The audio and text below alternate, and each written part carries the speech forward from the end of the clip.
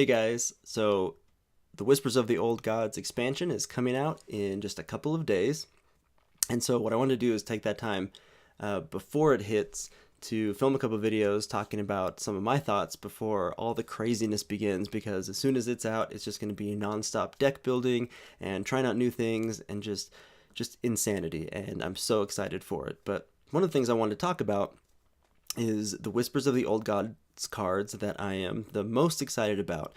So the type of deck builder that I am is one that really likes to try new things. I love to get off crazy combos. I love to challenge myself to make cards work that normally look maybe pretty bad or underpowered or have weird effects. And it just gives me great satisfaction to pull off just these insane combos, but not just pull them off once, to really see if I can make it work in a competitive deck. Now, not necessarily competitive in the way that it's going to be number one legend, but competitive in the way that you can actually climb ladder with it and sort of cycle between two or three of these fun sort of decks. So some of these cards I'm going to talk about have maybe gone under the radar, or cards that maybe people just haven't really thought a ton about. And so we're going to look at some of these cards and see what kind of fun we can have with them. So I'm going to pull over here Hearthstone's Facebook page, and this has most of the new cards available on it. So if you haven't seen them all yet, you haven't been refreshing Reddit every single day like I have, then go on there and check it out if you don't mind being spoiled a little bit. Now, it's actually pretty fun, and I've done this with previous expansions, to kind of plug your ears and close your eyes and just wait and see what happens and see all the new cards when they actually come out in the expansion. But I just can't help myself. I definitely, it was too long of a wait. There was too much space between this expansion and the last one, and I just had to have every day my curiosity satiated with that one or two new card reveals. And some of them got me way more excited than others. So let's talk about some of them.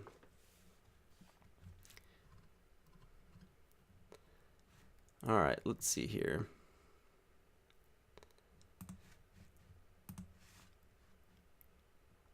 Okay. So the first one I want to look at is one of the earlier cards that were revealed. So this is Giant Sandworm. And I know this is a card that a lot of people have dismissed because it really is just not impactful on the turn you play it. And the thing you will learn the more and more you play Hearthstone is that the higher the mana cost, the bigger the risk it is to play and do only one thing. Because if you do one thing and that takes up your entire turn, and then your opponent does something to negate that turn, well then you're way, way, way behind. Because with their big mana pool, they could do lots of little things and get ahead. So giant cards like this, it's literally called Giant Sandworm, tend to just not see much play and tend to not have the desired effect, because you plop this bad boy down, it doesn't do anything right away, and then what? So one of the reasons I'm excited for this card is because having big minions is a little bit more feasible. So there have been nerfs to some cards that just made it so easy to negate giant minions that unless you were playing tons of them, you could just expect always, whenever you dropped your one or two singular big minions, for it to just get blasted. But Big Game Hunter as a card is going away. And, well, and not necessarily going away, but it's just going to be a lot less frequently that you're going to see it. And also, Hunter has been given the tools to maybe finally be able to play cards like this. It remains to be seen, but I'm so excited about this card because it is the first time we've ever seen this effect. So what Giant Sandworm does is whenever this minion kills another minion, it gets to attack again. So what that means is if you have a board just entirely full of say 1/1s, you can hit that board. Every single time you hit a minion, you get to attack again. So you can attack 7 times, and then you'll still have one more attack queued up, and you can go face. It means it can dig its way through taunts. It can do all kinds of just like absurd things. And there are cards that are not that great, and playing not that great cards in your deck for the sole purpose of comboing isn't always a good idea, but man, Hunter has some really interesting synergies here, and beasts are starting to get better. And so being able to play a card like, say, Bestial Wrath, which allows you to make a minion immune for a turn, well, that means that now you have an immune Sandworm the next turn you play it that literally can kill everything on the board just infinitely. That's really exciting. Now, that's probably not going to happen very, very often, but hunters have all these other tools that could also get a giant Sandworm on the board for you. So it could be in using Infest. So Infest is another card, which we'll pull up here.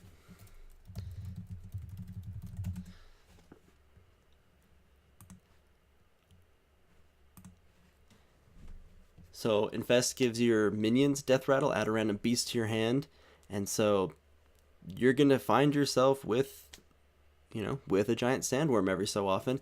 And then you also have cards like Ram Wrangler.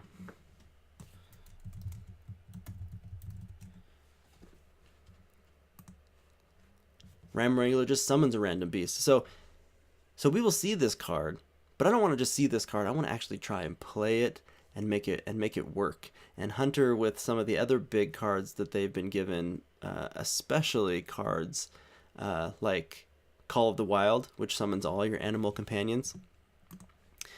Hunter's just going to be doing things to the board that are going to leave you constantly on the back foot and needing to react to it. And if this thing goes plopping down after they've already expended tons of resources, well, you can just do some really incredible stuff with it. So I'm really excited about this card. I think it's going to be really fun. Probably not competitive, but I love that kind of design. Now I want to talk about another card that a lot of people are dismissing.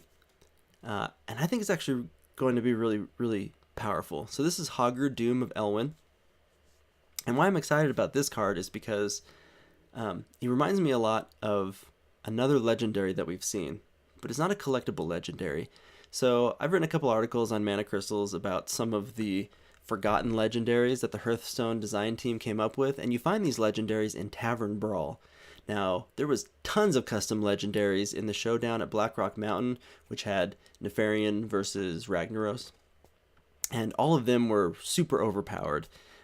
But there was one minion in there, and it was this guy. His name was Gar, and he had, whenever this minion takes damage, summon a 2/3 elemental with taunt.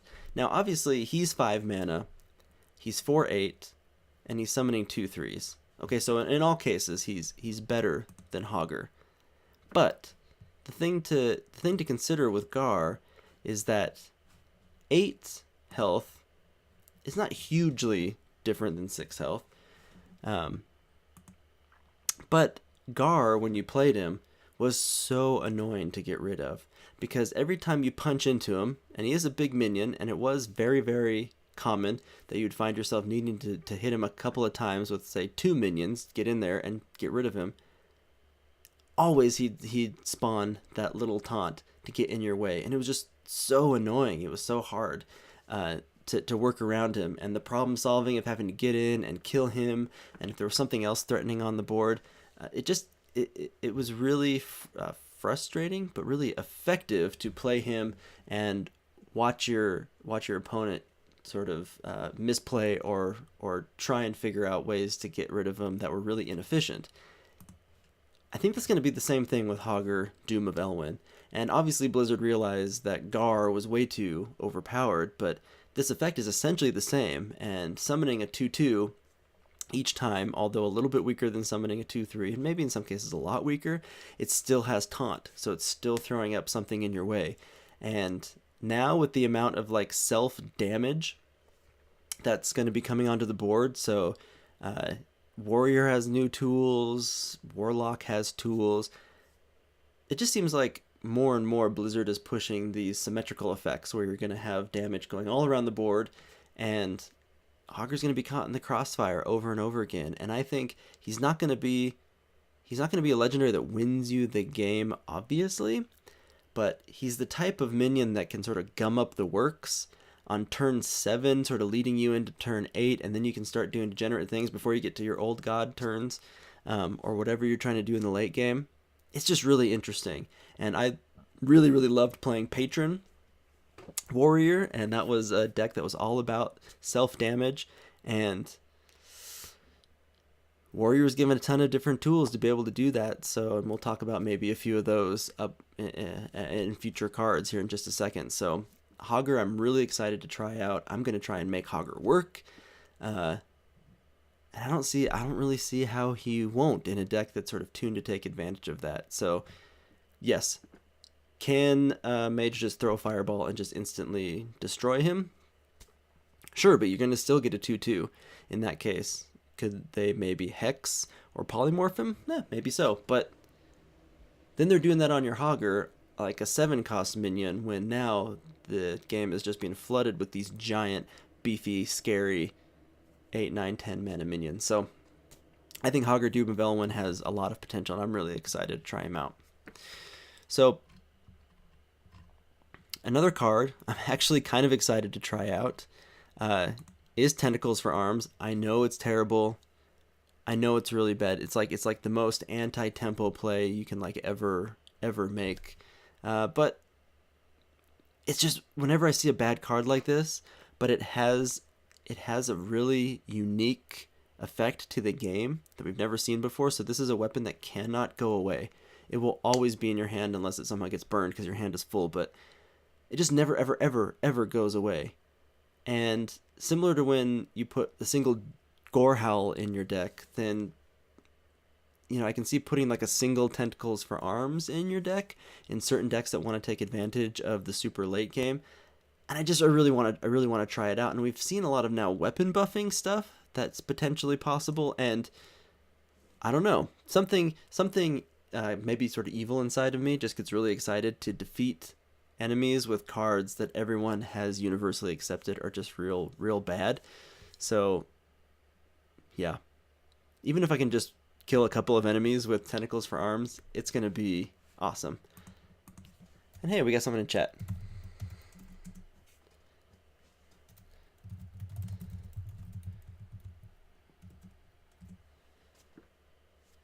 Yeah, we'll see if this guy has anything interesting to say. This is Cat God. Hi, Cat God. Okay. So we're going to keep talking about some different cards. Maybe ones that aren't so bad as Tentacles for Arms. Scaled Nightmare. This is another one of these cards that I think is potentially like really bad. But I think there's so much potential to him, and I've seen and I've played a little bit of this sort of Resurgence Priest deck that's trying to utilize Inner Fire to build up just really huge minions and then punch into stuff, and I think that's really fun.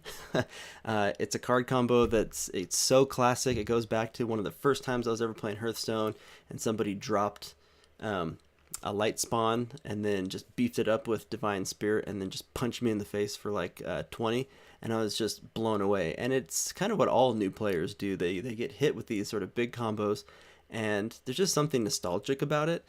And Scaled Nightmare is just not really that hard to build up if you have the tools to do it, and Priest has the tools to do it, and Rogue has the tools to do it. And it's also a dragon, so if Dragon Paladin becomes a thing, and I'm going to try it with Dragon Consort, well then, hey, maybe you can do some really interesting things with Scaled Nightmare, and it's just scary. And any of these cards that are scary enough earlier in the game that can cause your opponent to sort of panic and do whatever they can to get rid of it, then that leaves you more flexibility to play some of your actual scary minions, your real scary minions, at the end of your turn 10s and past that. So Scaled Nightmare could be one of those cards that just gets people terrified. Just make sure that whenever you're playing against a priest, you just don't leave it at 2 to attack, because it will get Cabal Shadow Priest, and you are going to be so sad. Okay, let's talk about a couple other cards. Steward of Darkshire. I love cards like this. Cards like Hobgoblin I'll play a ton of, and Hobgoblin decks were like super close to being actually viable and competitive, and one of the problems with it is that there were so few cards that actually had that effect that they were giving you a bonus on top of a certain type of card when you play it. And Hobgoblin was when you played, and the difference between play and summon is play is you need a card, you need to play that card, pay the mana for it, and then you'll get the buff. Summon just means if the minion appears on the floor, the game board, then you're good, man. You're gonna get that bonus. So Steward of Darkshire has a lot of potential, and especially like in Wild, where you can maybe have Hobgoblin and Steward, so both kind of things are happening. It's really interesting. Now that always does pose the challenge, and it's a challenge that I am super excited to try. Yeah, you gotta put 1 health minions in there, but it has synergy with Twilight Drake, so the moment you drop Twilight Drake, it is a 1 attack minion for a half second before the battle cry takes effect. So it gets that Divine Shield, and then it bumps up to however many cards you have. And Twilight Drake is not super powerful in a deck like Paladin, but with a card like this, it sure could be. So Steward of Darkshire and those sort of being able to buff every single time you summon a minion. Whenever you summon a minion and a card allows you to do something more to it, those can be really powerful effects. And I hate to say it, but I think that Divine Shield Paladin decks are going to be a nightmare to play against. They're going to be so annoying, and I'm going to be very happy to be on the delivering side of that annoyance than the receiving end. Alright, a couple more. Blood of the Ancient One is such a ridiculous card. I just want to do it once. I really just want to see if I can get 2 of these to stick on the board and turn into the giant 30/30 Ancient One, which is just insane. I know that this card is not going to be competitive, but man, it'll just be so much fun finally getting it off once and then watching it just die to whatever hard removal. It'll be sad times, but I'm sure going to have a lot of fun trying it. Now for a couple of cards that I'm like legitimately really excited about. So Blood Warriors is a card that has gone almost under everybody's radar, and I've seen it like really harshly reviewed by other professionals, and I get where they're coming from. There are other cards like Battle Rage that the moment that every single one of your cards is damaged, including your face, you get cards. And this is sort of doing the same thing, but it's not pulling the cards that you want to like sort of draw from your deck. Yeah, because this is a totally different thing. So I played a ton of Echo of Medivh, and that's the priest card that does the same thing, just without the requirement of needing damaged minions. The thing is just like Warrior's always damaging minions, and Warrior loves to play cards that it can't have multiple copies of, and it's only 3 mana. So whereas Echo Medivh was actually pretty hard to pull off because it was 4 mana, and you had to get minions down on the board, and then you had to like sort of keep them there, and then you had to pay your sort of 4 mana. Blood Warriors is going into a class that it constantly has minions on the board, and it constantly has damaged minions on the board. And Warrior has minions that can really benefit from having multiple copies of. So even having more copies than you're normally allowed of something like Shield Maiden, that's going to give you like way more armor, and or maybe you have another Sylvanas, or maybe you get other big legendary minions. Blood Warriors, I think, has huge potential. You just have to build a deck that can take advantage of it, but it's a deck that already exists. It's a deck that is damaging itself constantly, or that just has big minions that are getting punched into. Even something like a taunt deck that gets you way more taunts than you would normally be allowed, that's huge.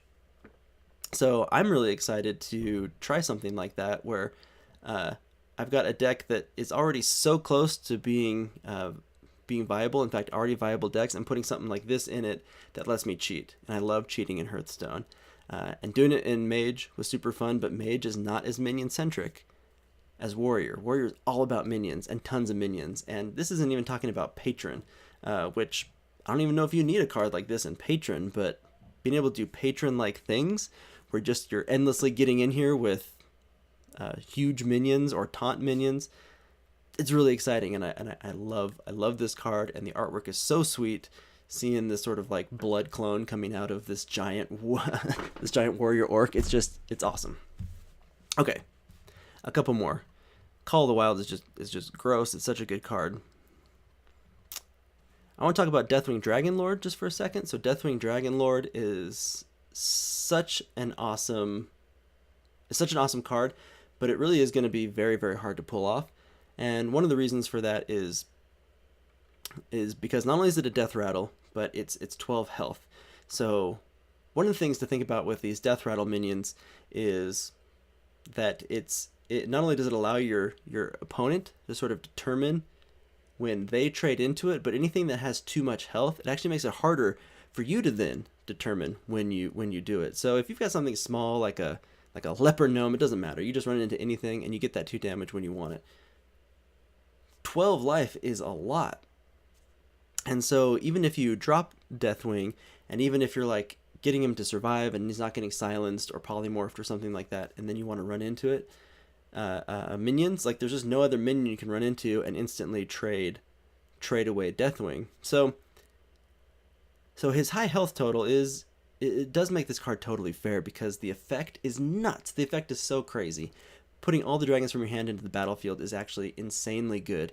And I've heard a lot of people saying like, well, yeah, but there's a prerequisite, like, how many dragons you're really going to have in your hand and all this stuff. Well, look, some of the big dragons, you can only play one at a time. So you have Ysera, you have something like, even just having stuff like Alexstrasza, even having a dragon like Nosdormu, which is a terrible card, but the chance to get him for free and the fact that you're going to be playing slow enough that you probably will have one of those big dragons in your hand by the time you get Deathwing in your hand and you're ready to rock, well then that's like really exciting. It's really exciting to be able to just think of the possibility of this card. Man, I'm so pumped for him.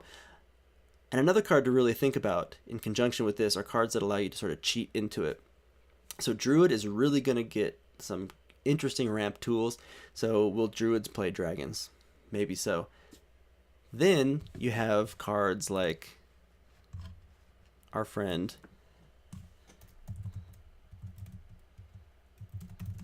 Naga Sea Witch. Naga Sea Witch is a card to be scared of in Whispers of the Old Gods. There are so many huge minions coming out that anytime you see this card in any future games, just kill it. It's a must kill. It's more must kill than Alarmobot. So Naga Sea Witch on turn 5 into Deathwing Dragonlord turn 6. If you don't take care of it, that's gonna happen. And so be afraid. Deathwing, it's sort of weird that they've brought him back a second time, but hey, for an effect this cool and this powerful, like, I am so excited to try it out and make it work. All right, let's see a couple more interesting cards that I'm really excited to try out. This is probably one of my top cards that I'm excited about because I don't know exactly how to make him work. So this is Dark Speaker, and what he does is he swaps stats with a friendly minion.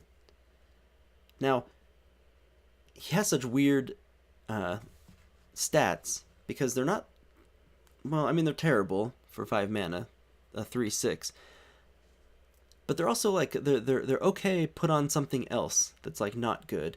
And there's so many cards in Hearthstone that have effects that are meant to be persistent and are put on relatively weak minions because those effects can be so powerful.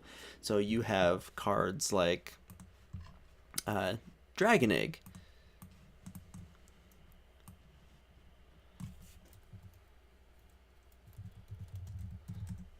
Okay, so here's Dragon Egg. So this is whenever this minion takes damage, summon a 2/1 whelp. Well, if that suddenly has 6 health, that's insane. That means now you can be spawning all kinds of like 2/1 dragons. Or let's say Hager, Doom of Elwin, is getting really low on life and you swap him out and now suddenly he can start generating a whole bunch of nulls. Or even something like a Shire.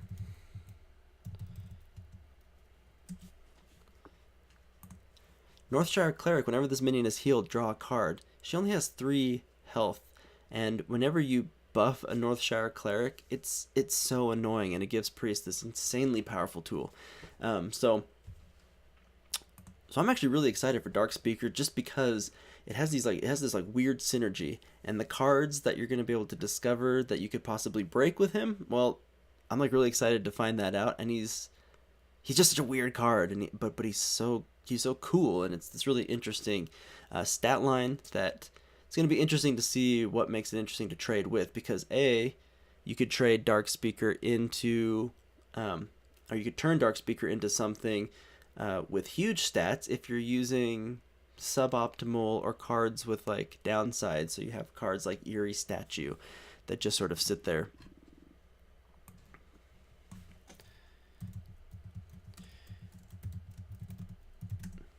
So Eerie Statue is just one of those weird cards that, you know, probably you're not going to use, especially just to not just to take advantage of from Dark Speaker. But it is, again, an example of one of these things that maybe you buff something up with Power Overwhelming. Do what you need to do, punch face, punch it into a big minion, you use Dark Speaker. I don't know. It's so weird. But I think it's a really cool card. And some of the epic cards this go around are actually really good. Or at least really interesting, whereas kind of in the past, epics tended to just be very niche and very sort of odd, and they were hard to utilize. Okay. Evolve is just insane. It's such a good card. It is really one of the cards I'm most excited about. Again, going through some of the old legendary minions from the Tavern Brawl set, there was that boss,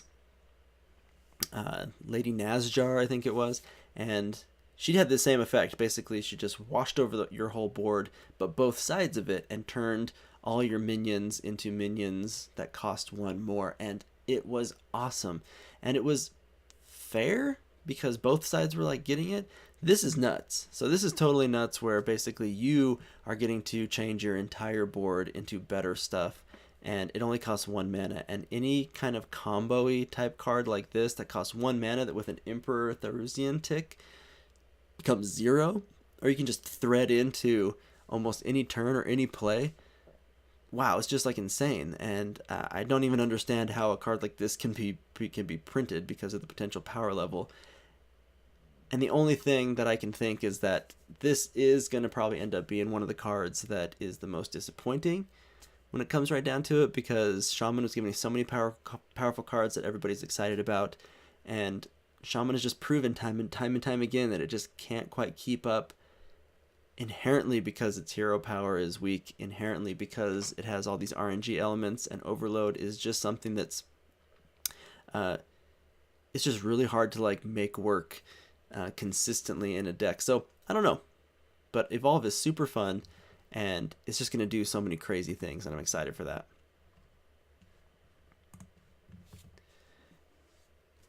Then we have Fandral Staghelm. Fandral Staghelm is one of my favorite cards of the set, and I know that he's not even as powerful as Bronzebeard is, but Druids are going to be fighting for a new type of identity, and that's what I think Fandral gives us the first sort of glimpse into a potential direction we can go with Druid decks. Now, it's just a one-of, and one-ofs are never powerful enough to build entire decks around, just because you never are sure if you're going to get it. But I think this is a really good start towards something just totally new that we see from Druids, and I'm really excited about that, and I'm definitely going to be including him in a ramp Druid deck because he, alone with Nourish, is just bonkers, and it's just huge what you can do with a card like that. So we're going to see what we can do with Fandral. Alright, and now we're going to talk about one more card that I'm excited about in Whispers of the Old Gods, and let's see if we can find it.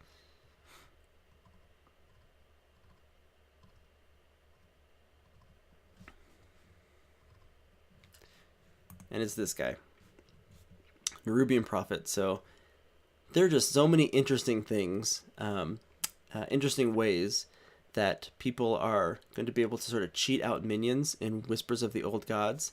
So not only do we have the cards in this set, but there are cards in previous sets that we're going to be able to utilize, and cards like Knight of the Wild in Druid that gets a discount when it's in your hand every time that you play a beast. It was a little slow and it was a little clunky, but having cards like this that can also get cheap and provide sometimes free tempo into a minion that's totally fairly statted 4/4. It's going to be really interesting, and it gives you sort of padding out these turns of just scaring your opponent. That's really the thing that I think is going to be huge in Whispers of the Old Gods, is people are going to have to learn how to play differently. People are going to have to learn to really sort of temper their fears when things hit the board, because you're going to have things hitting the board and multiple things hitting the board in sort of those mid-game turns that are going to be really scary, and early game turns that are going to be really scary, and people are going to panic.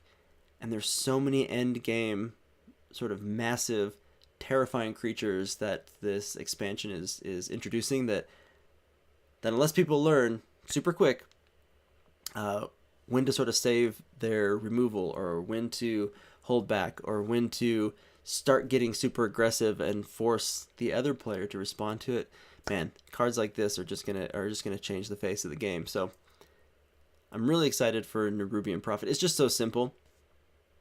It's not really a card that you do crazy combos with, because it's so binary. It's just like your turns tick by and it does its thing. But it is a card that just having in your hand while you're pulling off those other combos, well, then you just drop this guy for free on top as icing on the cake, and that's really, really exciting. So those are the cards that I'm excited about in Whispers of the Old Gods. I'm really excited about all of them. I could talk about every single one. We just don't really have time. That would take forever. So I just want to leave you with that. I hope you guys are getting really excited for the new expansion to come. And until then, see you guys on Tuesday. Get really excited to build some really cool, fun decks. I'm really excited to hear your suggestions and questions, and try out really basically brand new decks almost every single day. So we'll talk to you later. This is Hearth Dad signing out.